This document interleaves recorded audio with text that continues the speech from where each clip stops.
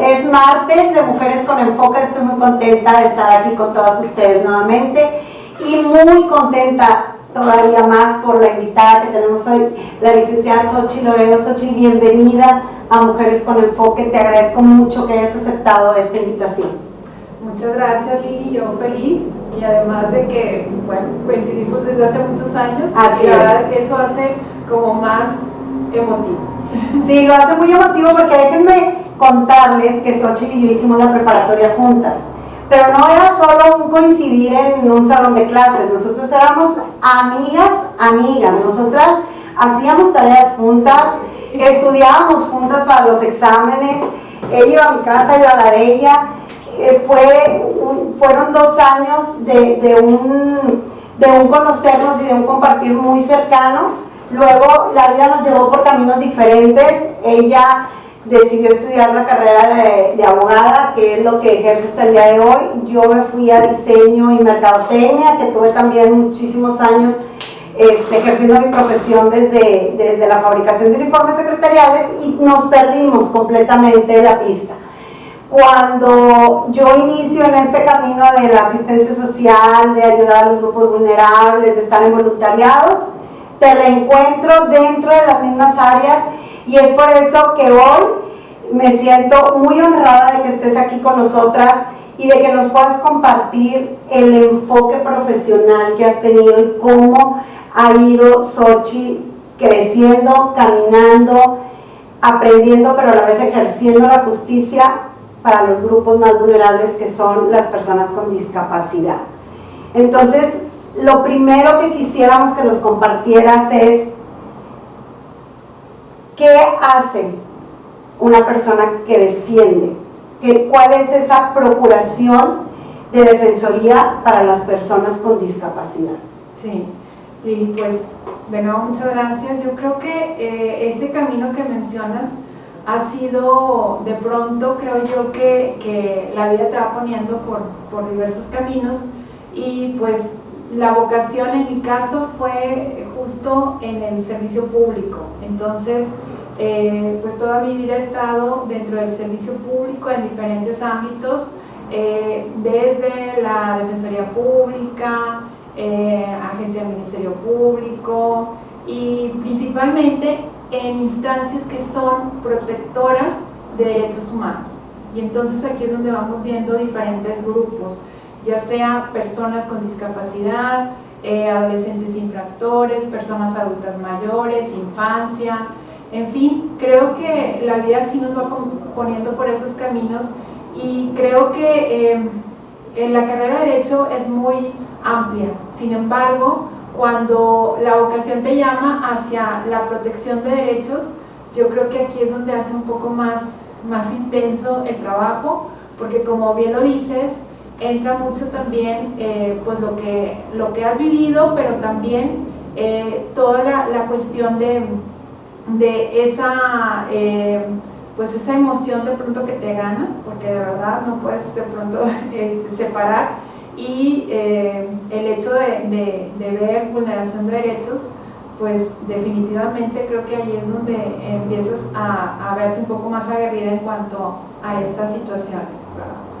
Y en ese camino que tú vas siguiendo para la Defensoría de Derechos, llegas luego a la Defensoría de los grupos de personas con discapacidad. A mí me gustaría que nos compartieras cuáles son los casos más comunes en los que se violentan los derechos de una persona con discapacidad, porque a lo mejor quienes tenemos una persona con discapacidad en casa ni siquiera sabemos que estamos violentando un derecho de esa persona, o que terceros lo están haciendo, y es importante que todas las personas que nos están viendo tengan una información concreta de cuándo estamos violentando los derechos de una persona con discapacidad. Sí, pues mira, creo que es muy importante, en primer lugar, saber cuándo estamos ante una persona con una discapacidad, porque de pronto solamente identificamos una población, sí. Y entonces Aquí, de acuerdo a nuestra normativa, de acuerdo a la ley, pues una persona que vive con una discapacidad es cuando la persona tiene un diagnóstico, tiene una situación en donde se le restringen algunas funciones, ¿sí? Por ejemplo, puede ser en cuanto a la vista, ¿verdad? En cuanto pues a la audición, en cuanto a la movilidad, en cuanto a una persona que tiene discapacidad intelectual o una deficiencia que a veces de pronto no queremos llamarle como deficiencia. Sí, pero en tus términos legales así está estipulado. Así lo está establecido, o también una deficiencia de carácter mental o psicosocial. Entonces, cuando la persona tiene este diagnóstico y este diagnóstico se topa con barreras en la sociedad, ahí es donde se deriva una discapacidad. O sea, por ejemplo, si una persona tiene una situación de salud que le impide la movilidad, ¿sí? Esa persona, al toparse con barreras, por ejemplo, cuando no hay una rampa, cuando no puede pasar una puerta, en fin, todas esas barreras son las que derivan en la discapacidad. Si la persona, usuaria de silla de ruedas, por ejemplo, no tiene ninguna barrera, es decir, que no hubiera problemas en las puertas, que en toda la ciudad tuviéramos rampas, en fin, que todo estuviera adaptado, pues realmente no viviría una discapacidad, sino simple y sencillamente tendría una condición diferente, una deficiencia como la ley lo establece, ¿verdad? Y solamente tendría eso, entonces no habría una discapacidad. Entonces, en este caso, pues ahí ya estamos hablando de una población con una discapacidad. Ahora, ¿por qué se tiene que luchar para para que se respeten los derechos de las personas con discapacidad?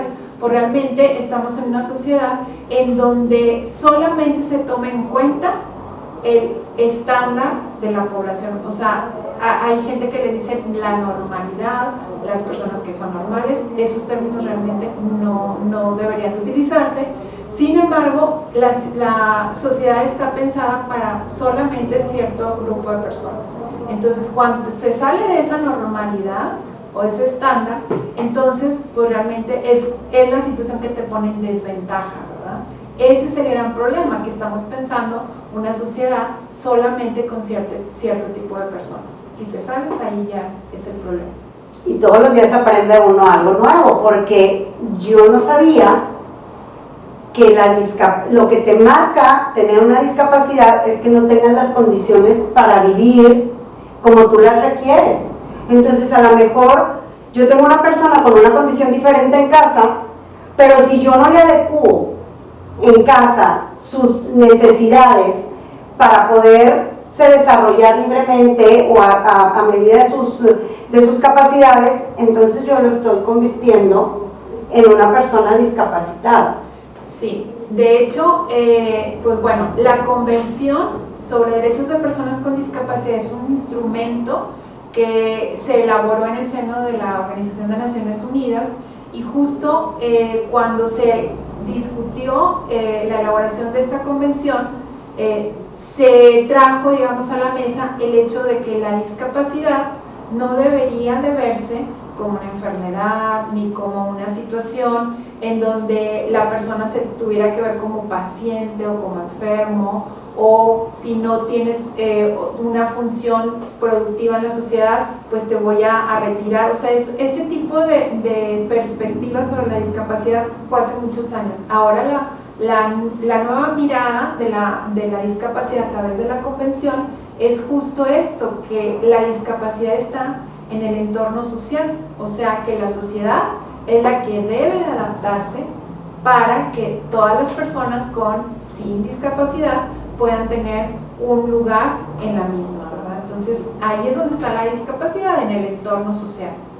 Y qué importante esta información se convierte aún más, porque es una información muy valiosa para nosotros entender que somos nosotros mismos los que tenemos que proporcionar las condiciones necesarias, y que ellos llevan, como, no sé, como comúnmente se podría decir, llevan mano. O sea, es primero las necesidades de ellos sobre las de nosotros, que no tenemos esa condición diferente, eso es lo que estoy entendiendo.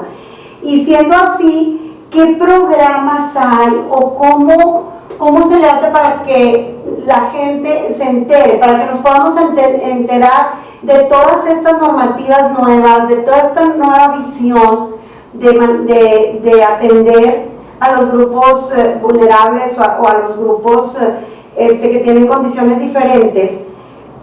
Porque de verdad, o sea, yo hasta ahorita te lo estoy escuchando de ti, o sea, yo no he recibido una información en la que me digan todo eso que tú nos estás compartiendo. Sí, sabes que es bien importante, Lili, que es un trabajo, yo creo, de manera conjunta de todos, tanto de los gobiernos como de la sociedad. Entonces, en el caso de nuestro país, pues México tiene suscrita esa Convención sobre Derechos de Personas con Discapacidad y significa que México está obligado a cumplir todo lo que establece la Convención. Entonces, en ese camino de cumplimiento, uno de los aspectos importantes es la armonización de un marco jurídico. Entonces se han ido haciendo modificaciones tanto a la ley general, bueno, a la Constitución Federal, a la Ley General para la Inclusión de Personas con Discapacidad. En nuestro estado tenemos una ley de derechos de personas con discapacidad y en el ámbito municipal también, bueno, en el caso de Monterrey tenemos un reglamento para atención de personas con discapacidad. Entonces de esa manera se está, digamos, estructurando todo el marco para efecto de que las autoridades puedan ejercer sus atribuciones a través de esa normativa. Pero también en la ley se establece qué le corresponde a la sociedad. Entonces ahí es sociedad, gobierno y también familia, porque la familia tiene un papel bien importante en la protección de derechos, en este caso de personas con discapacidad, y como tú bien lo mencionas, pues de pronto no sabemos si estamos o no vulnerando algunos derechos, que de hecho hay un autor que a mí me encanta y él es en el tema de infancia, pero él dice que en el nombre del amor se cometen las peores atrocidades. Entonces tiene razón, o sea, si lo trasladamos también al ámbito de la discapacidad, de pronto con motivo de esa protección, pues de pronto se convierte en una vulneración, ¿verdad? Sí, porque nos convertimos en sobreprotectores y no dejamos que la persona se desarrolle sus capacidades y pueda en algún momento llegar a valerse por sí misma, teniendo todo lo que necesita para eso. Entonces, aquí sería importante que quienes tengamos un familiar o una persona cercana con algún tipo de discapacidad, estar informados de qué es lo que ellos necesitan y qué es lo que las leyes internacionales nos marcan para nosotros poderles proporcionar lo que debe ser y no lo que yo creo. Aquí entra algo bien importante, es una rayita invisible, creo yo. Eso estoy viendo, como que es una rayita muy invisible la que divide lo que yo creo que necesita, lo que la persona cree necesitar cuando tiene la capacidad de expresarlo, y lo que en realidad la ley y el marco legal nos están indicando en base, supongo yo, pues a estudios, a través de los años, a experiencias, a los mismos casos que ustedes atienden y que tienen toda la información y la investigación que respalda lo que están indicando. Sí, de hecho hacen justo en el punto que es muy importante, porque tú lo mencionaste ahorita, de qué es lo que yo creo que necesitan y qué es lo que la persona necesita realmente. De pronto vemos que hay una invisibilidad. Entonces, cuando la persona es usuaria de silla de ruedas, por ejemplo, puede expresar su voluntad y demás, o sea, no se le ve tanto problema. Aún así hay vulneraciones. Sin embargo, imaginen a una persona que no puede verbalizar. Su invisibilidad es mucho más pues más profunda, ¿verdad? Entonces aquí parte de la convención es justo de eso, de que la persona que vive con una discapacidad pueda desarrollar todas sus habilidades, pueda ser dueña de su propia vida, pueda tomar decisiones. Y fíjate, aquí me recuerdo un caso de un señor con su hijo de tantos años con una discapacidad intelectual, y pues en esa ocasión se estaba abordando ahí el caso y se le pide al chico que si tenía su credencial para votar, y el chico dice que no tiene. Entonces justo en esa fecha acababa de haber elecciones. Entonces le decimos al señor, oiga, ¿y por qué su hijo no tiene credencial de elector? Dije que no votó en las últimas elecciones, y nos dice, pues no, porque se va a equivocar. Entonces el señor con su idea, ¿verdad? Y entonces le pregunto yo, bueno, pues creo que mucha gente se equivocó, nos equivocamos, o sea, entonces, sí. Entonces el señor ya como que lo ve desde otro punto de vista y dice, qué barbaridad, dice, no lo había pensado así. Entonces, para empezar, es un derecho que tiene la persona al momento de cumplir 18 años, ¿sí? Pues la persona puede tramitar su credencial para votar. Ahí no te dicen quiénes sí, quiénes no, o sea, todos tienen derecho. Entonces, partiendo de eso, pues él tiene derecho a ejercer el voto.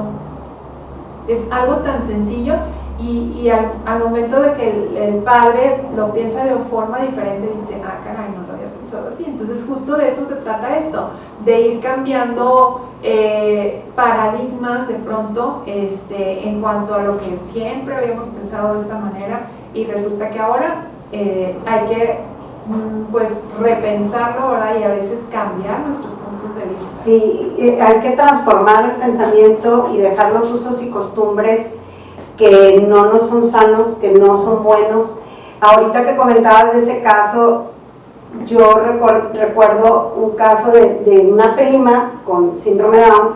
Ella ya falleció, su madre también, prima de mi papá, entonces es más grande que yo, pero yo recuerdo que de niña yo veía que mi tía todo le hacía, todo, o sea, la llevaba al baño, la bañaba, y siempre la tenía como en una burbuja, y eso le provocó una dificultad para atenderse por sí misma cuando mi tía faltó, el tener que depender siempre de otras personas, una obesidad tremenda porque ella se la vivía sentada viendo la televisión, mi tía casi que no le llevaba de comer ahí.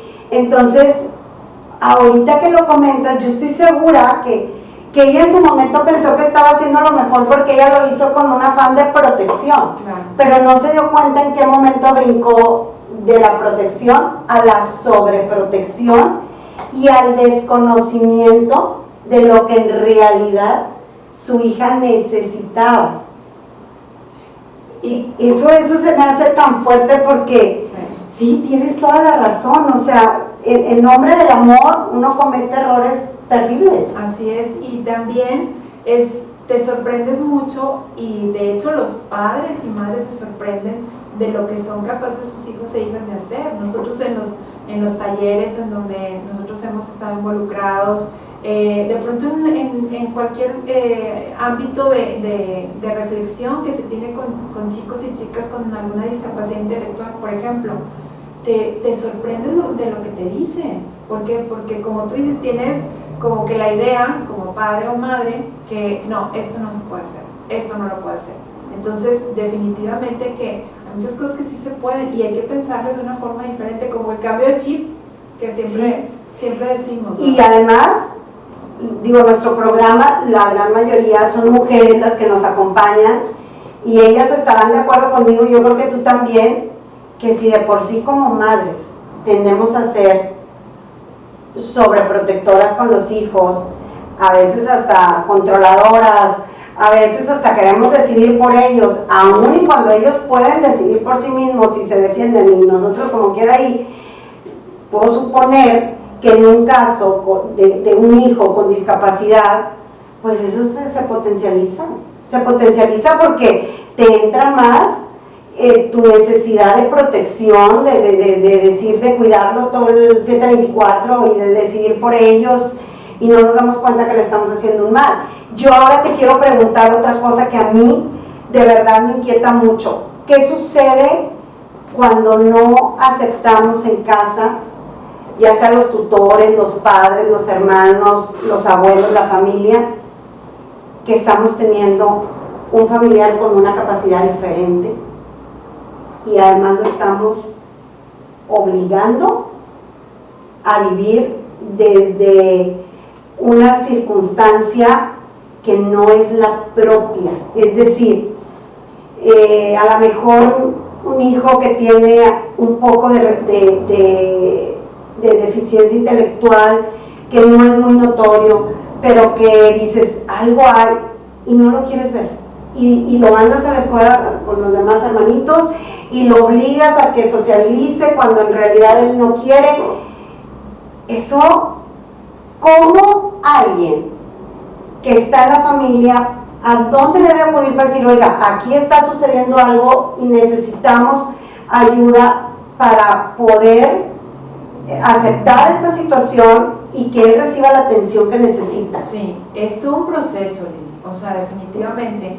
Creo, bueno, fíjate que ahorita que mencionas esto también me acuerdo, por ejemplo, en España, cuando nace un bebé que es evidente una discapacidad, por ejemplo, intelectual, desde ahí, desde el hospital, está el acompañamiento de instancias que son quienes van a estar apoyando a la familia, desde el mismo hospital. Qué importante tener eso, sí, porque ¿cuántos niños no salen del hospital sin ni siquiera estar diagnosticados? Claro. Aunque sea evidente. Sí, entonces ese tipo de acciones creo que son bien importantes. Aquí hace tiempo, no recuerdo exactamente el año, como en el 2010 más o menos, se implementó un programa en Nuevo León que se llamaba Primer Contacto, y ahí todos los hospitales del estado, si nacía algún niño o niña con discapacidad, se le notificaba y ahí se le daba el acompañamiento. Ahora, si el hecho es que no hay ningún tipo de acompañamiento, yo creo que al momento de ir evaluando el desarrollo del bebé, creo que el ámbito médico es muy importante para efecto de que si hay alguna situación, bueno, prender así como que la alerta, ¿verdad?, con la familia, pero que sí esté acompañado por personal que esté, pues que sí esté capacitado, ¿verdad? ¿Por qué? Porque de eso va a depender mucho. Si tienes un diagnóstico pues temprano, se pueden hacer muchas cosas, ¿verdad? Entonces, ya partiendo de un diagnóstico, entonces ya se puede ver cuáles van a ser las necesidades específicas del niño o de la niña con profesionales. Creo que eso es bien importante. Ahora, ¿qué pasa si ya ha transcurrido cierto tiempo, ¿verdad?, y se van presentando ese tipo de situaciones que también son alerta? Creo que sí es muy importante acercarse con las autoridades. En este caso, ¿verdad?, puede ser en los DIF, hay DIF municipales o en el DIF del estado, en donde puedan hacer un apoyo, una intervención con esa familia, y ya partiendo de eso, entonces ver definitivamente cómo se le va a apoyar a esa persona de acuerdo a su diagnóstico, de acuerdo a sus necesidades. Y yo quisiera también saber, porque ahora me surge a mí una duda, si la familia no lo acepta, pero aquí la autoridad, en este caso tú, si estás en la defensoría o dentro del DIF, que estás en el área jurídica de grupos vulnerables, se da cuenta que sí hay una necesidad especial, que la familia no lo está aceptando, los padres o los tutores pueden perder esa tutela. O sea, el Estado puede y tiene la facultad para decir, ¿sabes qué? Esto no es conveniente para el menor o aún siendo mayor de edad, y pueden perder esa tutela.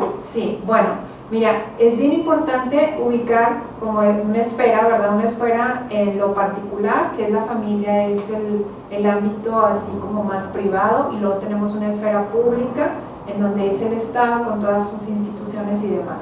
Cuando acá en esta esfera privada sucede alguna situación que vulnere un derecho ya sea de un niño, una niña, una persona adulta mayor, discapacidad, mujer, etcétera, si hay una vulneración de derechos, entonces ahí el Estado está facultado para entrar en esta otra esfera, ¿sí? ¿A través de quién? Pues de las instituciones que tienen atribuciones para efecto de atender ese tipo de casos. Si esa situación implica la vulneración de un derecho de persona con discapacidad, hay una institución que es la Procuraduría de Atención a Personas con Discapacidad, y esa autoridad es competente para atender casos de vulneración de derechos. En estas situaciones se tiene que hacer una intervención y hacer digamos un checklist de todos los derechos básicos de la persona con discapacidad, justo empezando desde un acta de nacimiento, si está registrada ese nacimiento de esa persona, porque la verdad nosotros veíamos casos de personas que tenían tantos años y no existían legalmente. ¿Por qué? Porque la familia nunca registró el nacimiento de esa persona.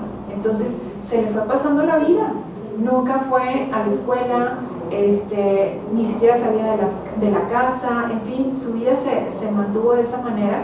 Y uno de los principales derechos es ese, o sea, tener un acta de nacimiento que te diga que existe la persona, existe legalmente. Porque si no existes, ¿cómo vas a reclamar tus derechos? Si no existes, ¿cómo tienes acceso a la educación? ¿Cómo tienes acceso a la salud? ¿Cómo tienes acceso a una vivienda? A un programa de apoyo, a una escuela especial? O sea, no existes. Y desde ahí es donde tiene la autoridad que actuar. Yo recuerdo muchos casos en donde hacíamos registros extemporáneos de chicos y chicas de 20, 30 años, ¿verdad? Entonces, ahora sí, ya tienes tu acta de nacimiento, ahora sí puedes sacar tu credencial para votar, entonces ya es de manera formal. Ya eres alguien. Exactamente. Ya existes. Entonces, a partir de ese checklist, como digo que es el primero que teníamos que revisar, entonces ya se evalúa si hay vulneración de derechos que digamos que interfieran, ya sea en la vida,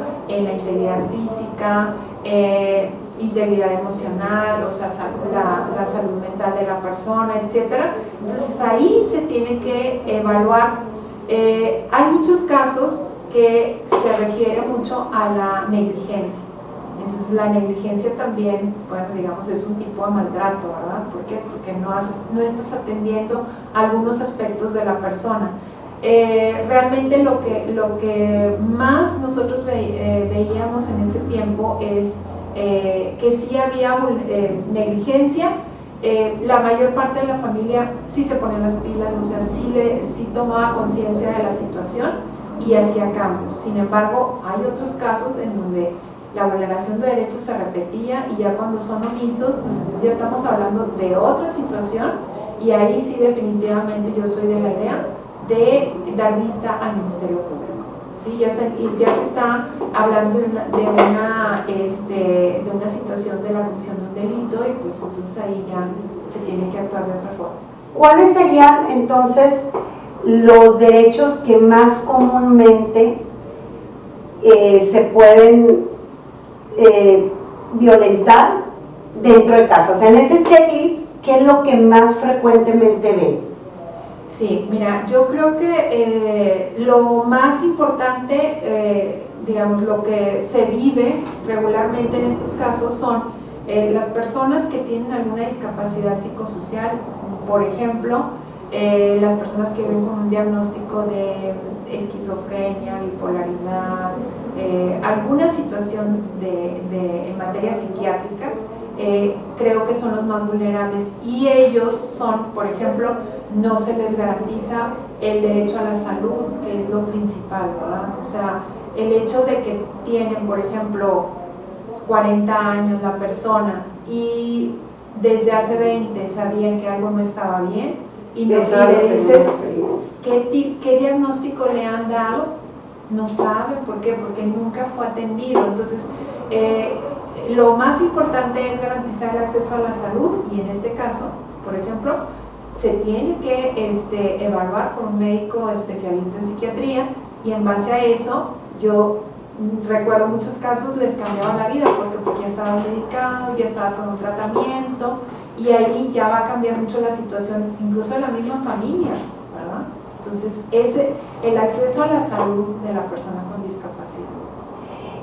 Ahorita que comentas eso, me vienen a mi mente también casos que en algún momento llegué a saber te voy a poner un caso bien específico. Una mujer con esquizofrenia que se sale de casa, se pierde días y cuando regresa está embarazada, tiene bebé y luego la familia decide y la obliga, porque fue así fue literal, a hacerle una cirugía para que ella ya no pueda tener hijos. Y uno dice, bueno, ¿y si esto así es lo correcto? O sea, que no cuenta también la opinión de ella porque su enfermedad, si está medicada y la controlas, pues ella puede decidir por sí misma. Pero también entiendo que es muy fácil, a lo mejor para mí, estarlo opinando y no el vivirlo día a día. En ese tipo de situaciones, con padecimientos psiquiátricos que tienen como que sus días en que están bien y luego se ponen mal, como la bipolaridad, etcétera, ¿es correcto que la familia tome una decisión de ese tipo y no contar con lo que la persona quiere o dice que es lo que quiere? Bueno, de entrada, Lili, es violatorio de derechos humanos. Sí, sí. Y créeme, no lo he visto una vez. He sabido de varios casos. Sí. O los encierran y los amarran, no, porque si se sale es peor. Y dices, o sea, imagínate una persona bajo esas circunstancias, con etapas emocionales muy complejas, aparte encerrada, sola. Sí, la verdad es una situación y que se repite mucho en nuestro estado. Bueno, yo creo que en el país, pero en nuestro estado era el motivo principal o el tipo de maltrato que se daba con más frecuencia. En Nuevo León eran los 3 primeros municipios, de acuerdo a su población, eran Monterrey, Guadalupe y Apodaca. Como tienen más población, es donde se veían más problemáticas de este tipo, y definitivamente que son violatorios de derechos humanos y lamentablemente, como tú dices, se da mucho en las familias. O sea, se tiene la idea de que, bueno, ya haciéndole una cirugía, ya no va a tener posibilidad de embarazarse y demás, pero si lo ves de una manera más detenida, ¿eso frena el abuso sexual? No, exacto. ¿No te vas a frenar el abuso sexual? Al contrario. Es como más permisivo, ¿sí? Y nadie se va a dar cuenta. Entonces, creo que esas reflexiones sí tienen que hacerse muy a fondo y realmente ver el ámbito en el cual está esa mujer con una discapacidad psicosocial. ¿Por qué? Porque el Estado, digamos, Estado como entidad, creo que le corresponde una gran parte para que se le pueda garantizar su derecho a la vida, a la salud, a una integridad física, emocional. O sea, es un cúmulo de derechos que deben de garantizarse. Si no se están garantizando en el ámbito familiar, sí le corresponde al Estado, con sus instituciones, ¿verdad? Supongamos que el Estado tuviera que entrar a tener el control de esa persona, a tener la tutela de esa persona. ¿Qué es lo que el Estado hace en ese caso? Bueno, la verdad, el Estado no tiene instituciones como para poder resguardar a las personas. ¿Qué es lo que se hace, Lili? Por ejemplo, cuando hay una situación de maltrato con un niño o con una niña, todo el mundo sabemos a dónde se los llevan, a capullos, sí, que es el centro en donde se resguardan a niñas y niños en situación de maltrato, en tanto se ve la situación para reintegrarlos a su familia. Bueno, en la situación de personas con alguna discapacidad, el Estado no cuenta con un centro de ese tipo. Entonces, regularmente lo que se busca es buscar familia familia extensa de la persona con una discapacidad, y de pronto cuando se habla de personas que ya son adultas, es muy complejo buscar un espacio para esas personas. Entonces, hay organizaciones de la sociedad civil que hacen este trabajo que es muy loable y que debe de reconocerse, ¿verdad? Porque se hace de manera, pues, digamos, de buena fe y que se hace de manera gratuita. Hay muy pocas instituciones en el estado, por ejemplo, ahí está Salud Mental para Indigentes, que recibe a mujeres, solamente mujeres en situación de abandono y que viven con una discapacidad psicosocial. Y hay otras que son particulares, pero realmente no hay muchas instancias que puedan resguardar a personas en esta condición.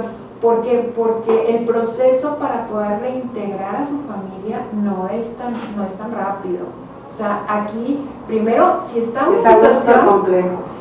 una situación de violencia, pues sí tienes que resguardarla, pero ahora sí, ¿dónde lo voy a llevar? Entonces, ahí es donde hay que es una gran área de oportunidad. Y entonces ahora sí trabajar con la familia. ¿Por qué? Porque tú sabes que de pronto encontramos personas que las familias ya están desbordadas y dicen, mejor sabes que le abro la puerta. Sí. Y esa no es una salida tampoco, no es digna para la persona. Eso es bien importante. Sí, yo recuerdo un caso hace muchísimos años cuando yo empecé este camino del voluntariado. Alguien que se me acercó con un caso de esquizofrenia de un familiar y que necesitaba urgente un internamiento porque estaba completamente desbordada, estaba muy mal. No conseguimos dónde. Y el lugar que conseguimos fue así son 2 semanas, ni un día más, ni un minuto más, porque estamos llenos y necesitamos que ustedes, o sea, la vamos a controlar, la vamos a medicar y se la llevan. Entonces, ahí me doy cuenta que sigue estando igual. O sea, yo te estoy hablando hace como 15 años, entonces sigue estando igual. Como bien dices, hay un punto de oportunidad enorme en esa área, porque además ese tipo de casos es mucho más común de lo que pudiéramos pensar. Y no hay edad para que se detone, porque como igual hay personas que detonan una bipolaridad o una esquizofrenia en la edad adulta, como puede ser en la adolescencia, y no sabemos quién lo pudiéramos necesitar en algún momento, y no hay la manera de poderlas atender en el tiempo que se está trabajando con la familia. Claro, y sabes que aquí es bien importante que ya ese modelo que se mantuvo durante mucho tiempo en mantener a las personas en una institución encerradas, esto ya ha ido cambiando. Entonces, bueno, vuelvo a repetir, el modelo español ha ido cambiando muy aceleradamente, y ahora ellos están pues manejando mucho el modelo en donde se tienen centros de atención psicosocial, es decir, que son como tipo centros de día para poder estar rehabilitando a la persona con una discapacidad psicosocial, pero no encerrados, ¿sí? Ellos están libres y pueden estar asistiendo al centro, no sacarlos del ámbito de la familia también, porque eso es bien importante. Es trabajo de todos, o sea, no nada más, la familia de pronto sí está desbordada, pero es por lo mismo, porque no hay un diagnóstico, no hay apoyo, entonces la familia, fíjate, entonces el enfoque, cuando tenemos un familiar en casa o alguien en casa con una discapacidad, el enfoque principal es: tengo que aprender cuáles son sus derechos, qué es lo que le debo de proporcionar para que viva bien, para que se pueda desarrollar de la mejor manera dentro de sus capacidades. Y es ahí donde yo también aprenderé con él a vivirlo, y con los años evitaré una situación donde se desborde y donde yo ya no puedo más y él también ya no puede más, y el Estado no tenga que asumir esa responsabilidad, que pues sería casi imposible, ¿no? Que las familias que tengan un integrante en casa, sí pudiera decir, bueno, pues que el gobierno se haga cargo. O sea, no, es también una tarea nuestra aprender. Claro, y la propia ley establece que hay derechos, pero también hay obligaciones. Entonces, eso también es bien importante mencionarlo a las familias, porque pasaba mucho en los casos de personas adultas mayores, en donde ya los señores ya están 80, 90 años y de pronto, sabes que me estorba, o sea, ya no quiero tenerlo aquí, ¿verdad? Pero fíjate que curioso, les digo yo, cuando se habla de bienes, cuando hay bienes de por medio, sí me interesan los bienes, mas no me interesa la obligación, ¿sí? Sí. Entonces, tengo derecho a la herencia, pero no tengo obligación con la persona. Entonces, eso es bien importante también. De pronto, solamente vemos lo que puede ser una conveniencia. Entonces, yo creo que ahí sí es bien importante ponernos en contacto con la realidad. ¿Por qué? Porque también puede ser alguna conducta que pudiera ser un delito, ¿verdad? El abandono de personas también es un delito. Entonces, ya cuando tienen ya conciencia de que no está tan sencilla la situación, entonces ya tomas conciencia de las cosas y las consecuencias, ¿verdad? Claro. Yo estoy segura que el gobierno de Monterrey, porque nuestro alcalde, el licenciado Adrián de la Garza, siempre preocupado sobre todo por los grupos más vulnerables, debe tener programas para ayuda, para apoyo, para la familia, para informar, para que puedan sobrellevar y puedan atender y puedan respetar los derechos de las personas con discapacidad. ¿Nos puedes compartir a dónde se pueden comunicar? Si necesitan más información de algo de esto, la verdad es que el tiempo se nos va rapidísimo. Yo quisiera poder tener mucha más charla contigo, porque son temas tan importantes, que podamos enfocarnos en los derechos del otro antes que en los que yo creo o en lo que a mí me gustaría, es fundamental. ¿A dónde tendrían que comunicarse? Sí, mira, sí hay varios programas para personas con discapacidad en el caso del DIF Monterrey. Por ejemplo, hay una guardería, una estancia en donde se pueden recibir a niñas y niños e incluso adolescentes con discapacidad. En este momento, por la situación de la pandemia, no está operando. Sin embargo, pues ya cuando se vaya a restablecer, se llevan a cabo este tipo de acciones justo para evitar las situaciones de maldad, ¿verdad? Entonces ya tienen como prevención. Claro, entonces eso es bien importante. Luego también hay talleres protegidos, digamos, para chavos y chicas con discapacidad intelectual. Por ejemplo, realizan actividades de repostería y demás, y posteriormente venden el producto. Ese es otro programa. Y luego tenemos también la clínica para la atención de niñas y niños con autismo, que todo esto en verdad son, es una atención de primer nivel, de verdad, y es hasta ahorita pues la única clínica que existe para atención a niñas y niños con autismo. Solamente por la cuestión de la edad no se puede atender, solamente adolescentes, ya adultos ya no se puede. ¿Por qué? Porque es una gran cantidad de población que se atiende. También está todo el tema de rehabilitación para las personas que tienen alguna situación de discapacidad motriz. En fin, hay muchos programas que se pudieran utilizar para la población con discapacidad. El teléfono del DIF es el 5102-8600, bueno, con el 81 antes, y en ese teléfono podemos atenderles y si quieren más información también pueden acceder a la página del gobierno de Monterrey, es monterrey.gov.mx. Ahí están los programas, están clasificados de acuerdo a la dependencia. Estamos en DIF Monterrey. Amiga, muchísimas gracias de verdad por acompañarnos. Gracias a todas las que nos acompañaron también el día de hoy. Es importante que compartamos este programa, que tengamos la información, que hablemos a las instituciones que están ya preparadas y listas para ayudarnos a respetar los derechos. Las espero la próxima semana. Recuerden, somos Mujeres con Enfoque.